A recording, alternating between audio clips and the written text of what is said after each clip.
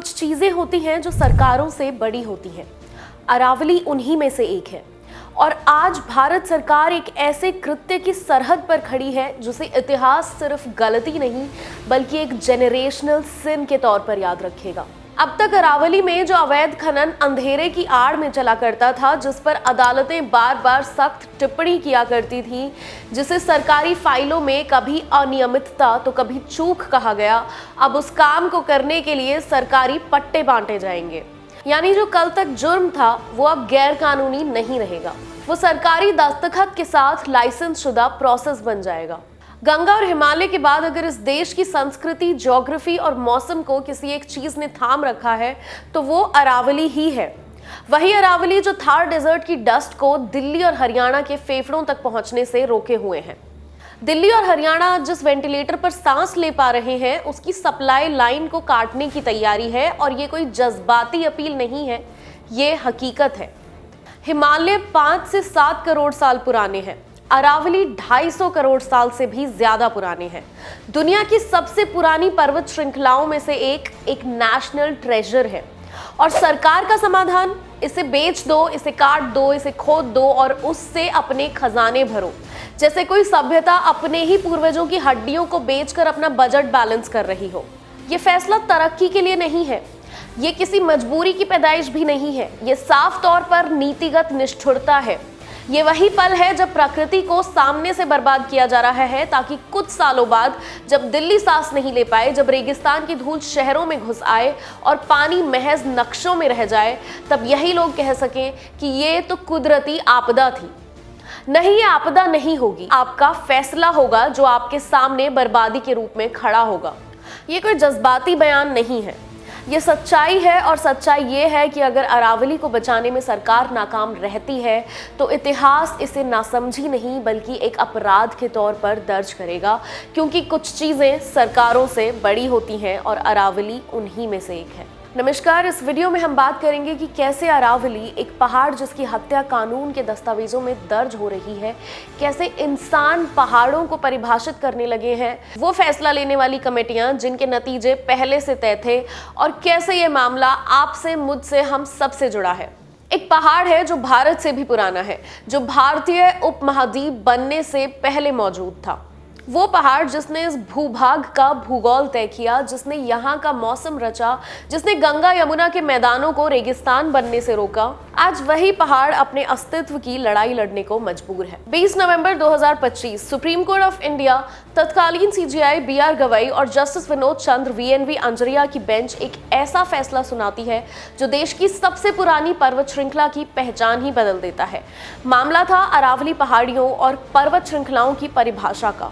Court ने central empowered committee की उस परिभाषा को मान्यता दे दी जिसके मुताबिक 100 मीटर से कम ऊंचाई वाली पहाड़ियां अब अरावली नहीं मानी जाएंगी।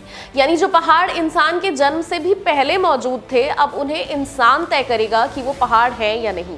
परिणाम, अरावली का 90% हिस्सा कागजों से गायब।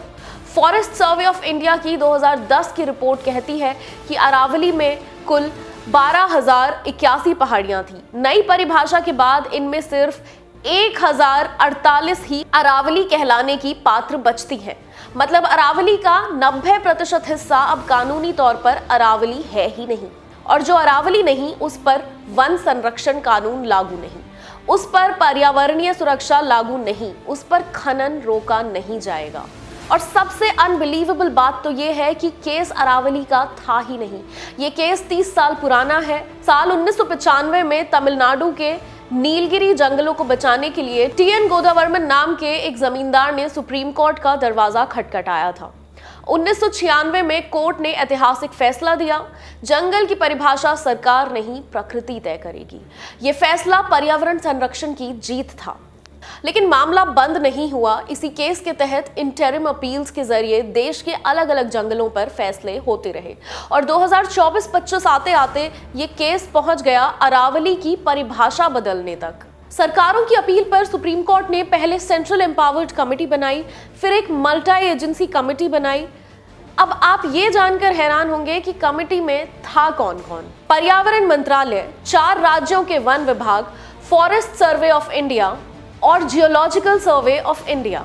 यानी सरकारें सरकारें और सिर्फ सरकारें, कोई स्वतंत्र पर्यावरणविद नहीं, कोई स्थानीय समुदाय नहीं, कोई स्वतंत्र भूगोलवेत्ता नहीं, यानी कोई इंडिपेंडेंट एंटिटी थी ही नहीं। 2010 में एफएसआई ने पहाड़ की परिभाषा तय की थी, 20 मीटर ऊंचाई, 3 डिग्री ढलान। नई तकनीकी कमेटी ने कहा ढलान 4.57 डिग्री होगी, ऊंचाई 30 मीटर होगी। इस बदलाव से अरावली का 60% हिस्सा संरक्षण से बाहर हो गया। लेकिन ये मल्टी एजेंसी कमेटी यहां नहीं रुकी, उन्होंने अंतिम कील ठोक दी। 100 मीटर से कम ऊंचाई यानी अरावली नहीं है। अब सवाल उठता है कि इतनी मेहनत आखिर क्यों? जवाब एफएसआई की रिपोर्ट देती है। 2010 में राजस्थान हरियाणा सीमा पर 3200 जगह अवैध खनन, 128 पहाड़ियों में से 31 पूरी तरह मिटा दी गई। 1975 से 2019 तक अरावली का 8% हिस्सा नक्शे से गायब हो चुका है। हरियाणा का 3.6 लाख हेक्टेयर क्षेत्र रेगिस्तान में बदल चुका है। खनन, राजस्थान सरकार को हर साल 5000 करोड़ रुपए की कमाई। अवैध खनन की कमाई किसी रिकॉर्ड में नहीं होती। 20 जुलाई 2023 हरियाणा सरकार 506 एकड़ भूमि को संरक्षित वन घोषित करती है। उसी दिन माइनिंग विभाग उसी जमीन पर खनन की ऑनलाइन नीलामी करता है। यही है सरकारी गंभीरता। सुप्रीम कोर्ट के नए आदेश कहते हैं अरावली में सस्टेनेबल माइनिंग का रोड मैप बने। तो इसका मतलब साफ है कि जो खनन अब तक अवैध था अब उसे कानूनी बनाया जाएगा। अरावली सिर्फ पहाड़ नहीं है, अरावली रेंज थार की धूल को रोकती है, हीट वेव को रोकती है, नदियों को जन्म देती है, जंगलों और जीवों का घर है।